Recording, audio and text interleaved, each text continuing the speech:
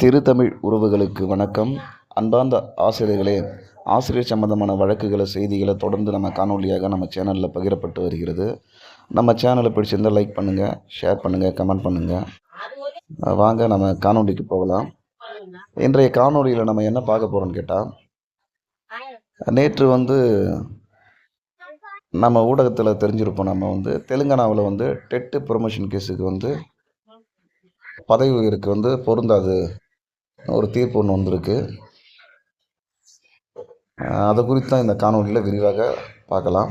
வாங்க காணொலிக்குள்ளார போகலாம். நேற்று ஊடகத்தில் நம்மளுக்கு கிடைத்த தீர்ப்பு இதுதான். தெலுங்கானாவில் கொடுத்த தீர்ப்பு. இவருடைய நீதிபதி ஜஸ்டிஸ் புல்லா கார்த்திக். பெட்டிஷன் 2410 2024 தான் இந்த வழக்கு போட்டிருக்காங்க. இந்த வழக்கு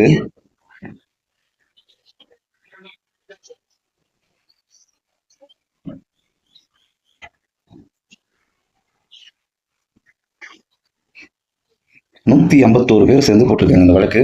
இந்த வழக்கு எல்லாமே அரசு பள்ளி இடைநிலை ஆசிரியர்கள் தான். இவங்க போட்டவங்க தான். அதே மாதிரி அது கூட இந்த டிஸ்ட்ரிக்ட் எஜுகேஷன் தெலுங்கானாவில் இருக்கிற அனைத்து இவங்களும் மாவட்டத்தினுடைய டிஸ்ட்ரிக்ட் எஜுகேஷன் ஆஃபீஸரும் அவங்க சார்பாக இந்த வழக்கு போயிருக்கு.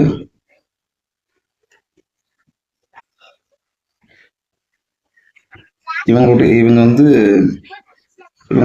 பிரேயர் என்னன்னு கேட்டாங்க. மீனா 2010க்கு முன்னாடி, அதாவது இந்த டெட்டு கொண்டு வரதுக்கு முன்னாடி என்சிடி என்ன இதுக்கு முன்னாடி ஒரு ரூல் இருக்குல்ல, அந்த ரூலுக்கு எதிராக இருக்குது. அதே மாதிரி அலகாபாத் ஹைகோர்ட்ல ஒரு தீர்ப்பு டெட்டு பதவி உயர்வுக்கு ப்ரொமோஷன் பதவி உயர்வு பொருந்தாதுன்னு ஒன்று வாங்கியிருந்தாங்க. அந்த தீர்ப்புக்கு முரணா உள்ளது. 2010க்கு முன்னாடி வேலையில பணி நியமனம் செஞ்சவங்க சப்ஜெக்ட் சொல்லியிருக்காங்க. Maths, physics, social, biology, science, English, ஒன்றும் எக்ஸ்ட்ரா இந்த மாதிரி சப்ஜெக்ட்ல 2010க்கு முன்னாடி பணி நியமனம் பெற்றவர்கள் அவங்க டென்ட்டு அவங்க எழுத தேவையில்லை. டெட்டை கம்பல்சரி எழுத சொல்லுவது என்சிடிக்கு 2010க்கு பிஃபோர் உள்ள என்சிடி ரூல்ஸுக்கு முரணா உள்ளது. அதே மாதிரி இந்த அலகாபாத் உயர் நீதிமன்றத்தில் உள்ள தீர்ப்புக்கும் முரணா உள்ளதுன்னு சொல்லிட்டு தான் இந்த தீர்ப்பை வழங்கியிருக்காங்க. இந்த தீர்ப்பு குறித்து மேலும் நம்ம இந்த வழக்கை குறித்து நம்ம பார்க்கலாம்.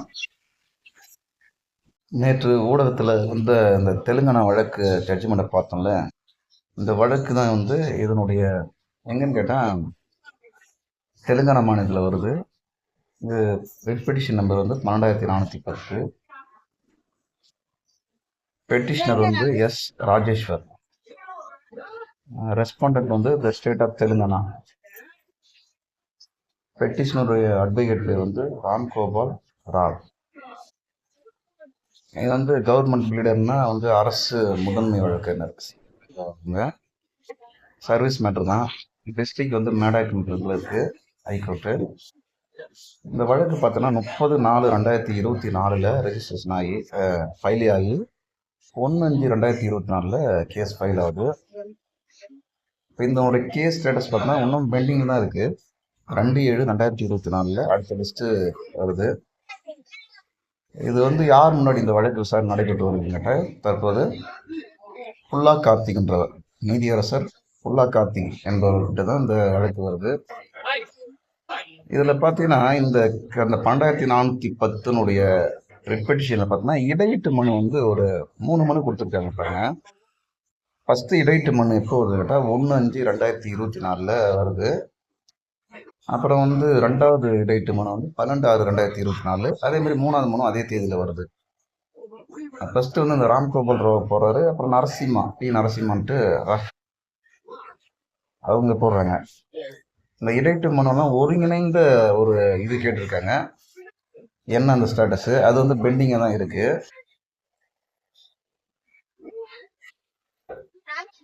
அதுக்கடுத்து இந்த வழக்குல 30/4/2024 ராம்கோபால் ராவ் என்ன பண்ணாட்டா பி நரசிம்மா என்ன பண்ணுங்கன்னா அந்த தேதி 11/6/2024 யூஎஸ்ஆர் ஃபைலிங் டேட்டு. இது என்னன்னு கேட்டால் இது தேதியே குறிப்பிடாமல் இருக்கும்போது அதனுடைய ஸ்டேட்டஸை தெரிஞ்சுக்கிறதுக்காக, அதாவது 2 பேருக்கும் லிஸ்ட்டில் விடுவாங்கல்ல, அந்த லிஸ்ட்டு தோராயமாக அந்த லிஸ்ட்டு தெரிஞ்சதுக்காக திரும்பி அவர் அந்த யூஎஸ்ஆர் திரும்பி அப்பீல் பண்ணியிருக்காரு.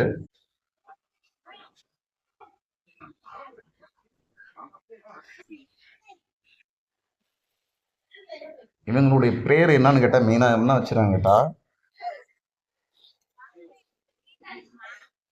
இது கட்டளையுறுத்தும் பேரன்படி தான் கேட்டிருக்காங்க.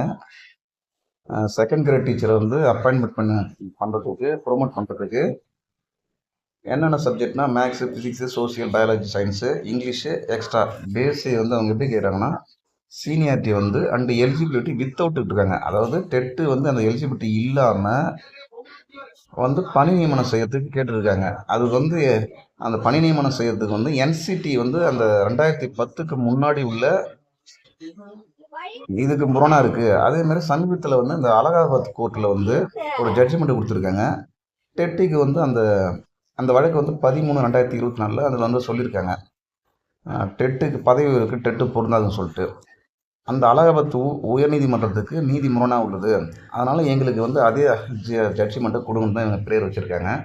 இவங்கெல்லாம் இந்த வழக்கில் பெட்டிஷனர், அதான் நம்ம ஃபஸ்ட்டு சொன்னால ராஜேஸ்வர், அந்த மாதிரி அவங்க தொடர்ந்து ஒரு 151 பேர் இந்த வழக்கில் இருக்காங்க. 151 பேர் இந்த வழக்கில் இருக்காங்க. இது வந்து எதிர்பிரதிவாதிகள், அதாவது state of Telangana, director school education, அப்புறம் வந்து அந்தந்த டிஸ்ட்ரிக்ட் எஜுகேஷன் ஆஃபீஸர் எல்லாரும் சேர்த்து வந்து எதிர்த்தரப்புவாதிகளாக போயிருக்கு. இந்த வழக்கில் வந்து இந்த ஸ்பெஷல் செல் ஆர்டர்னு ஒன்று இருக்குது பார்த்தீங்களா. இந்த ஸ்பெஷல்ஸ் வந்து என்னென்னு கேட்டால், இந்த நீதிமன்றம் இந்த தேதி பாருங்கள், 2024 5/2, அது 2வது தேதி 5வது மாதத்தில் இந்த ஆர்டர் கொடுத்துருக்காங்க. நீதிமன்றம் வந்து விடுமுறை நாட்கள் தான் இந்த ஆர்டர் கொடுத்துருக்காங்க. இந்த நீதிமன்ற விடுமுறை நாட்களில் வந்து இந்த தீர்ப்பானை எதிர்த்து நம்ம வந்து உயர்நீதிமன்றம், உச்ச நீதிமன்றம் அப்பீலுக்கு போகலான்றது தான் சொல்லியிருக்காங்க. இந்த பிடிஎஃப் ஃபைல் தான் நேற்று வந்த ஜட்ஜ்மெண்ட்டு. இதை முன்னாடியே நம்ம பார்த்தோம். இப்போ இது வந்து தமிழகத்தில் எப்படி இருக்குன்றது மாதிரி உங்கள் கண்ணோட்டம் கேட்டால், இப்போ தமிழகத்தில் வந்து பொறுத்த வரைக்கும் பார்த்தோன்னா வச்சுக்கேன், ஆல்ரெடி வந்து இப்போ தெலுங்கானாவில் இப்போ தான் வந்து அந்த டெட்டு ப்ரொமோஷன் சிக்கல் அங்கே வந்து அதை பற்றி யோசித்து வழக்காகி இந்த மாதிரி அங்கே கொடுத்துருக்காங்க. அலகாபாத்தில் அதே மாதிரி குஜராத்தில் வந்து அந்த தீர்ப்பு வரும்போது குஜராத்தில் வந்து அங்கே வந்து தீர்ப்பு கொடுத்துருக்காங்க, அங்கே வந்து இந்த மாதிரி டெட்டு இப்போ தேவையில்லைன்னு சொல்லிட்டு.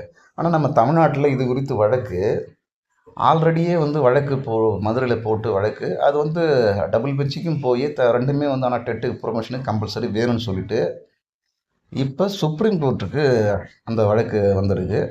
அதை கொஞ்சம் தெளிவாக பார்க்கலாம் வாங்க.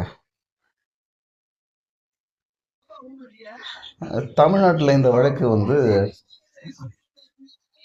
தனி நீதிபதி, அதை தாண்டி இரு நீதிபதி டபுள் பெஞ்சு, இதெல்லாம் தாண்டி இந்த வழக்கு இப்போ சுப்ரீம் கோர்ட்டில் போயிருக்கு.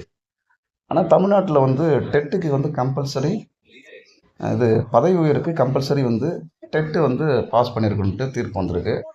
அதை எதிர்த்து தான் வந்து வழக்கு வந்து சுப்ரீம் கோர்ட் வரைக்கும் போயிருக்கு. இந்த வழக்கு வந்து யார் கொடுத்தாங்கன்னா பி வனஜா.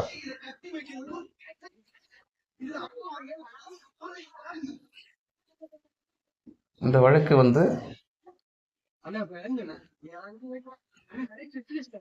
இப்போ வந்து இது வழக்கு வந்து ஃபஸ்ட்டு இப்போ எப்போ சுப்ரீம் கோர்ட்டில் வருதுன்னு கேட்டால் 8/12/2023 வந்து வந்துடுது.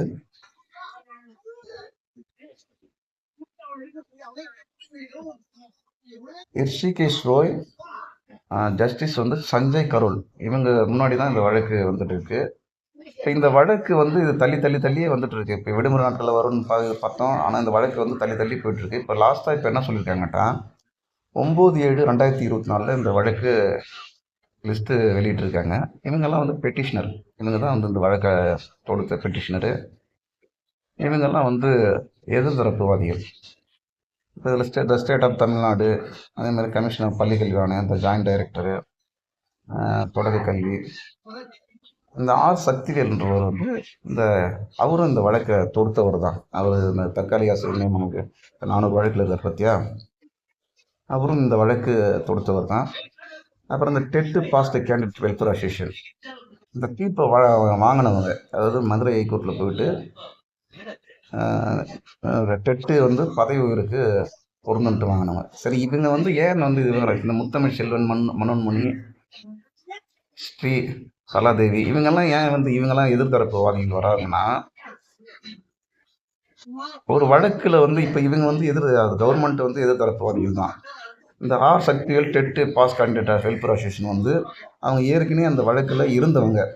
இப்போ இந்த வழக்கை வந்து அவங்க வந்து சுப்ரீம் கோர்ட்டு போகும்போது அவங்க வந்து அந்த வழக்கில் வந்து அவங்க வந்து அதில் இணைஞ்சிருக்க மாட்டாங்க. அப்போ இணையாத போது அவங்க எதிர்த்தரப்புவாதிகளாக வந்துடுவாங்க.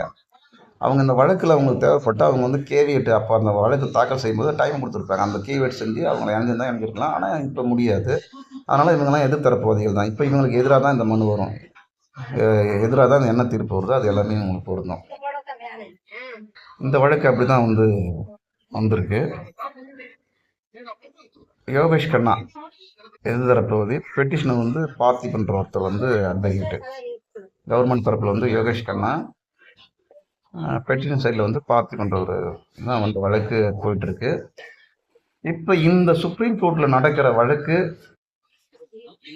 இந்த வழக்கில் என்ன தீர்ப்பு வருதோ அது குறித்து இந்த இப்போ அலகாபாத் உயர்நீதிமன்றமாக இருக்கட்டும், இல்லை தெலுங்கானாவில் கொடுத்த இதாக இருக்கட்டும், மாற்றம் வரலாம். ஏன்னு கேட்டால் அதற்கு மேலே ஒருத்தவங்க உத்தரவு போடுறாங்கன்னா அந்த உத்தரவு தான் செல்லும். இப்போ ராஜஸ்தான் இந்த வந்து இப்போ தமிழ்நாட்டில் கூட பார்க்கலாம். பிஎட் முடிச்சவங்க பேப்பர் ஒன்று பாஸ் பண்ணியிருந்தாலும் அவங்களுக்கு வந்து அதை ஏன் வந்து அந்த கெசட்லேருந்து தூக்குனாங்க கேட்டால், சுப்ரீம் கோர்ட்டில் வந்து இந்த ராஜஸ்தானில் வந்து ஒரு தீர்ப்பு எதிர்த்து போய் போட்டதுனால சுப்ரீம் கோர்ட்டில் அந்த தீர்ப்பு வந்துச்சு. அதாவது பிஎட் முடிச்சவங்களுக்கு வந்து எலிஜிபிள் இல்லைன்ட்டு. அதனால தான் வந்து தமிழ்நாட்டில் அதை தூக்குனாங்க. அதுபோல் இந்த வழக்கில் சுப்ரீம் கோர்ட்டில் ஒரு தீர்ப்பு வருதுன்னா, இந்த வழக்கில் வந்து சுப்ரீம் கோர்ட்டில் டெட்டு பதவி உயர்வுக்கு வந்து பதவி உயர்வுக்கு டெட்டு கம்பல்சரின்னு சொன்னாங்கன்னா அது அனைத்து ஸ்டேட்டுக்குமே பொருந்தும். அதே சமயத்தில் டெட்டு வந்து பதவி உயர்வுக்கு வந்து பதவி டெட்டு பொருந்தாதுன்னு சொன்னாங்கன்னா அனைத்து ஸ்டேட்லையும் அதுவும் பொருந்தும். தற்போது வந்து ஆனால் தமிழ்நாட்டில் இதை அமல்படுத்த முடியாது. இந்த தீர்ப்பு வந்த பிறகு தான் இதில் வந்து அவங்களுக்கு வந்து வெற்றி கிடைச்சா அதை நீக்குவாங்க.